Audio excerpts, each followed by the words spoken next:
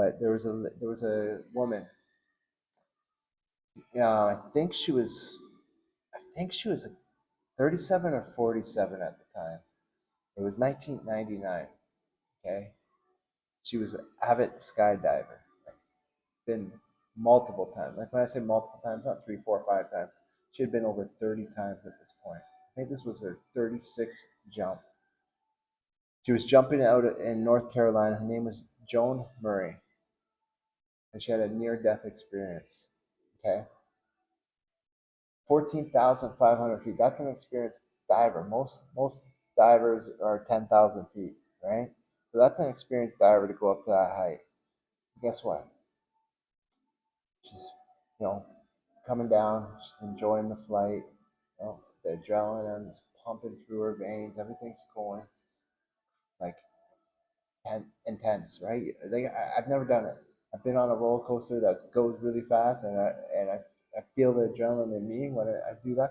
I could only imagine. I've jumped from like 10 meters into water.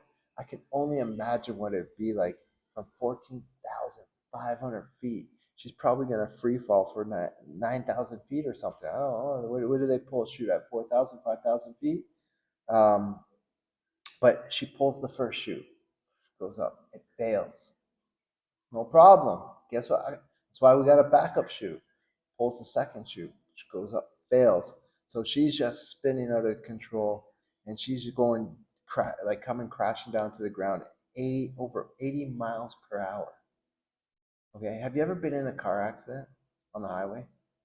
Like, what is 80 miles per hour? It's like 140, isn't it? 140 kilometers an hour.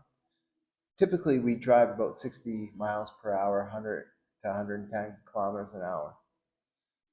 Um, so I can only imagine. Like I've been in a car accident on the highway where we hit a wall. A guy cut us off.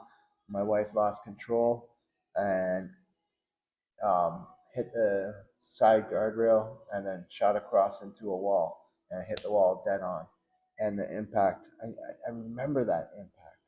And so anybody that's been in a car accident um, will know the how the impact is. Like imagine 80 miles per hour spiraling to the earth.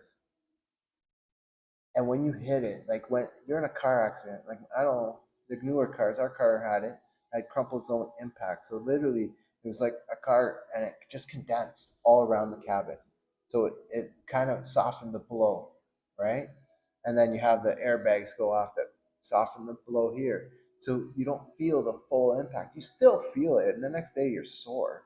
Imagine nothing but ground beneath you, and you come crashing down and hit it. Okay? She shattered her pelvis. She shattered other bones. She broke bones. Doctors say what saved her life was she landed on a fire ant hill. And the fire ant hill, the ants or mound came out and they started biting her. And I don't know if you've ever been bit by a fire ant. I have. I never have until I got to the DR. They are ferocious and they don't stop. And it stings. Okay? They are ferocious. Okay? And they said she probably had several hundred bites on her body. And what it did was it set off a reaction in her body for adrenaline to kick in. And that adrenaline kicked in, caused her lungs and her heart to pump faster and everything, which saved her life. They're saying that saved her life. So the doctors get to her, boom, boom, boom, get her to the hospital. She was in a coma for a few weeks. But she comes out of this coma and she starts, recovering. And they start doing surgeries and putting pins and this and plates in and stuff like this. And when she finally gets out of the hospital, she's rolling in her wheelchair, and she gets up out of her wheelchair and walks to the car. Okay, this is a person that should have most likely died just a few months earlier. 2 years after that experience, she did her 37th skydive. That's why I believe that one was her 36th, because I think that was the first one after that. And she said it felt great. Imagine that, like, you fall out of a plane, you crash to the ground, you live. You get bit by a shark, you live. Think about those things, right? Are you doing them again? Not likely, right? She got back in the plane. She loved it that much. She said, "I'm doing it again." Got in the plane. I don't know if she continued jumping after that. I didn't go into the story enough, but thing is, she lived a near death experience. She lived through a near death experience. Like, she very easily could have died during that moment, right?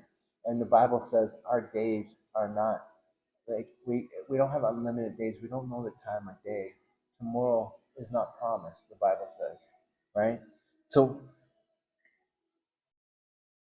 tomorrow is not promised.